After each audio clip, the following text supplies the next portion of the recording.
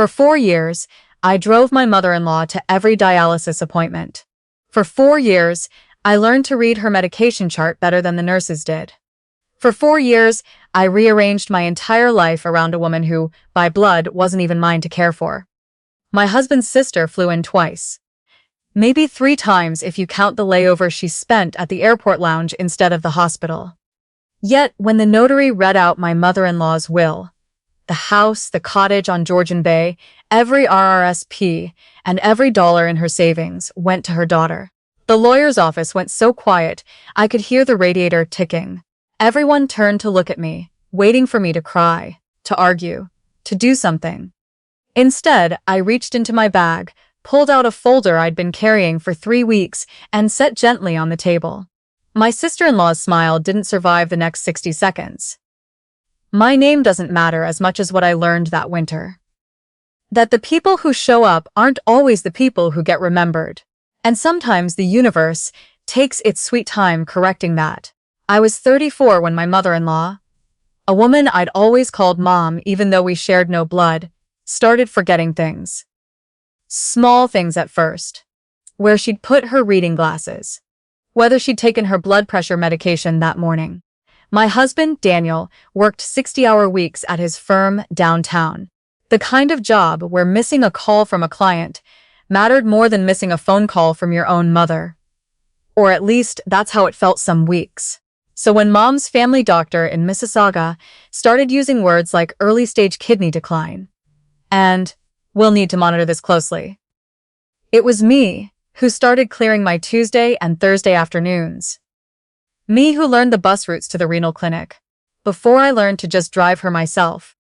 Me whose number got written on the fridge as the emergency contact, even though I'd married into this family. Even though there was a daughter who lived only 40 minutes away in Oakville. Nobody sat me down and asked if I'd take this on. It just became mine, the way water finds the lowest point in a room without anyone directing it there. By the second year, it wasn't just appointments. It was groceries, because Mom couldn't manage the renal diet on her own and kept buying the wrong things. Too much sodium. Too much potassium. Foods that would land her back in emergency. It was learning to cook low-phosphorus meals from a binder of recipes I built myself, tabbed and highlighted, sitting at her kitchen table some nights until 11. Prepping for the week ahead. It was the calls at 2 a.m. when her blood pressure spiked and she didn't want to bother Daniel because he had an early meeting, so she called me instead. Every single time, because she knew I'd pick up. I don't regret a minute of it. I want to be honest about that. Because this isn't a story about resentment dressed up as virtue. I love that woman. She taught me how to make her mother's tortilla the first Christmas Daniel brought me home. Patient with my clumsy hands, laughing when I dropped pastry on the floor. She was, in every way that counted, my mother too. But loving someone and being exhausted by the act of caring for them aren't mutually exclusive. And there were nights I sat in my car in her driveway before going inside, just breathing, just gathering whatever was left of myself before going in to be needed again. Meanwhile, Daniel's sister Vanessa lived her life 40 minutes and a world away. Her Instagram told a different story than the one our family was living. Ski weekends at Blue Mountain. A kitchen renovation she documented in 11 separate posts, an anniversary trip to Tulum with captions about gratitude and self-care. Whenever Mom asked if Vanessa might come help with something, the answer arrived dressed in different excuses each time. Work was insane right now. The kids had hockey. Maybe next month, once things settled down. Things never settled down. Over 4 years, I could count Vanessa's real visits. The kind where she stayed longer than an hour and actually did something. On one hand, with fingers left over. Mom never complained about her daughter. Not where I could hear it, anyway. Vanessa has her own life, she'd say, smoothing it over like she was the one who needed forgiving. She's doing her best. I used to wonder if she believed that, or if she just couldn't bear to say out loud what we both already knew. As the seasons turned, the rest of the family started to notice who showed up and who didn't. Daniel's aunts. The neighbors who waved at me, backing out of Mom's driveway twice a week like clockwork. More than one person pulled me aside at a family gathering and said some version of, "You're a good one, you know that?" I always smiled and said thank you and meant it. But I never did any of it for recognition. I genuinely never expected anything in return. Still. And I think anyone in my position would admit the same. Somewhere in the back of my mind, I assumed things would simply reflect the truth of who'd been there. Not because I felt owed anything. Because it seemed like basic fairness. 4 years of driving her to appointments in February ice storms. 4 years of reorganizing her pill containers every Sunday night. 4 years of being the one whose name was on the medical proxy form, the one the renal clinic called first. Mom passed away in late October, on a Tuesday morning that started like any other, except it didn't end like any other. I was there. I'd come by to drop off her groceries and found her in her armchair, the television still on, looking like she'd simply drifted off mid-sentence.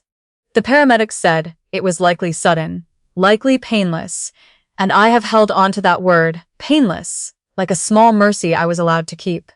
The funeral was at St.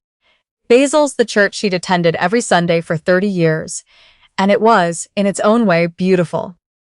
People I'd never met stood up to talk about small kindnesses she'd shown them.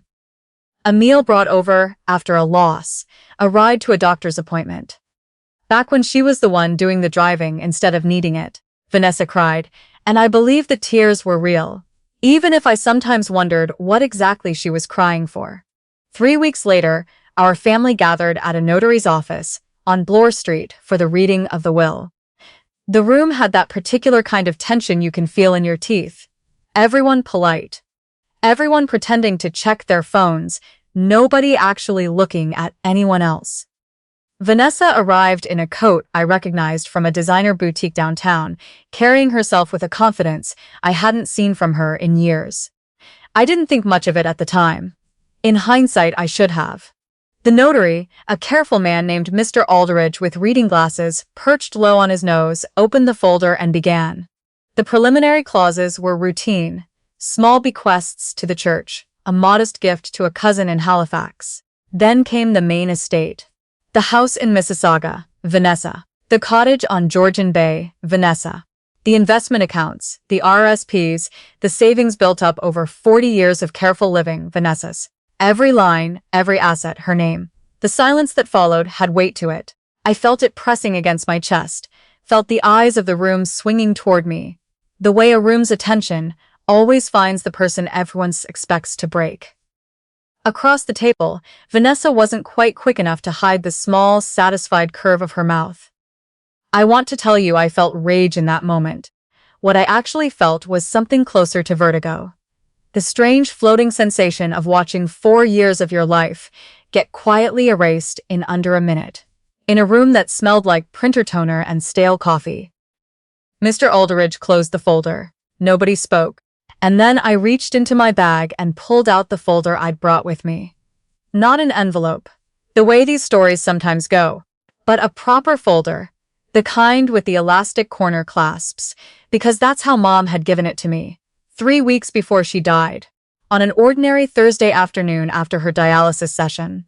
"Before everyone leaves," I said, my voice steadier than I expected, "there's something Mom asked me to bring today." Every head in the room turned. Vanessa's smile faltered into something more uncertain. "What is that?" she asked. I looked at Mr. Aldridge instead of answering her directly. "She gave this to me herself. She said it was to be opened after the will was read, not before. She made me promise." The notary took the folder carefully. The way professionals handle things they sense might matter more than they first appear to. Inside was a letter in Mom's handwriting, the same handwriting I'd seen on 1,000 grocery lists and recipe cards, and beneath it, a set of documents I hadn't looked at closely until that moment, because she'd asked me not to, and I'd kept that promise, too. Mr.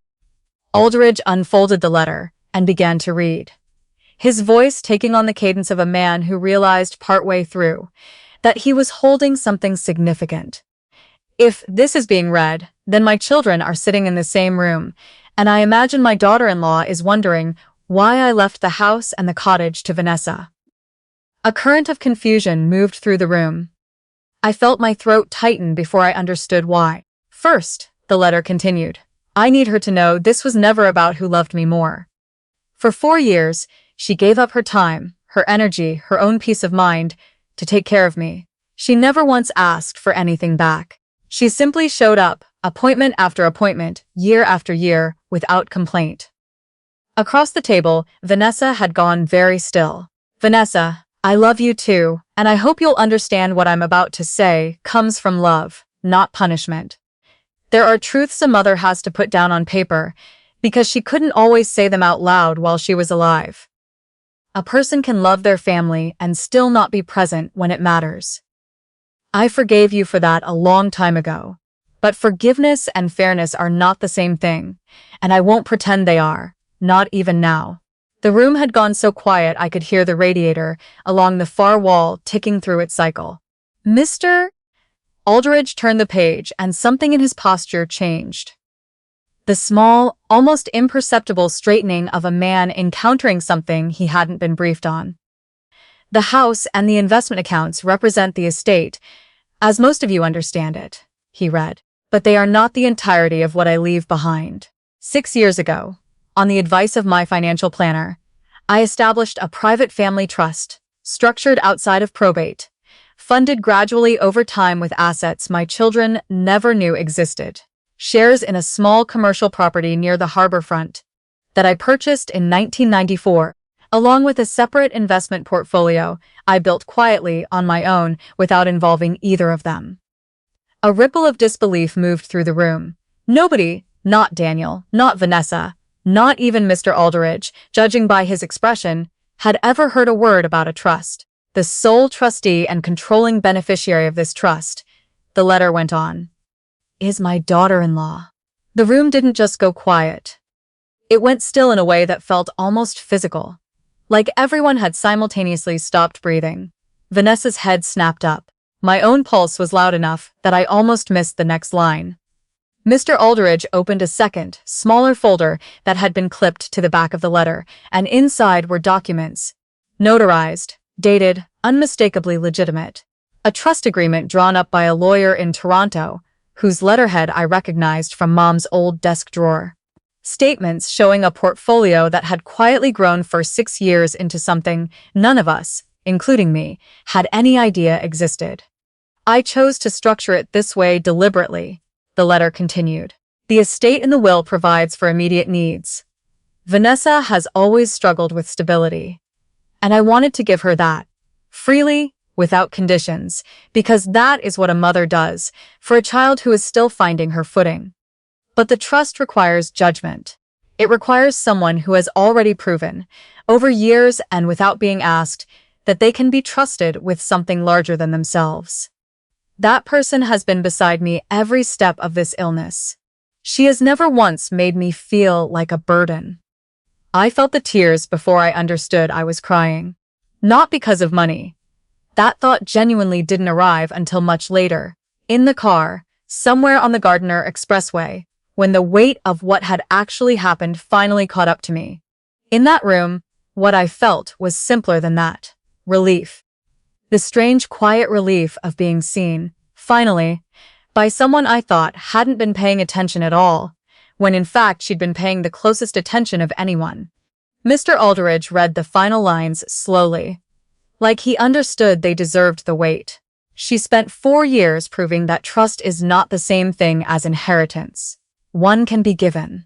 The other has to be earned, slowly, through showing up when no one is watching and nothing is promised in return. Vanessa, my hope is that this does not divide you and your brother's wife, but teaches you both something about how I came to see love, near the end of my life. Not as a feeling people perform, but as a thing people do, quietly, over and over, until it becomes who they are. Nobody moved for a long moment after Mr. Aldridge finished. Vanessa was the first to look at me, and there was no anger in her face, not really. Just something rawer than anger, something closer to recognition arriving 4 years too late. I could have said something pointed in that moment. I'd earned the right, probably, after everything. Instead, I folded my hands in my lap and let the silence sit there, Because the moment was never about proving Vanessa wrong in front of a room full of relatives. It was about understanding something my mother-in-law had clearly spent years trying to teach without ever saying it directly. That you can give people what they need, without owing them what they didn't earn. And that the two things, generosity and fairness, can live in the same heart without contradiction. Vanessa inherited a house and enough money to feel secure for a long while, and I genuinely hope it gives her the stability Mom always worried about. What I inherited was something I didn't have language for until I was driving home that night. Daniel's hand resting on my knee, both of us quiet in a way that wasn't sad so much as full. Money, I've come to understand, is the easiest thing in the world to hand someone. Trust is the only thing that has to be built one Tuesday afternoon at a time for 4 winters, in a Honda Civic with bad heating, on the way to a dialysis clinic neither of us ever wanted to become so familiar with. In the end, that was worth more than anything written into a will.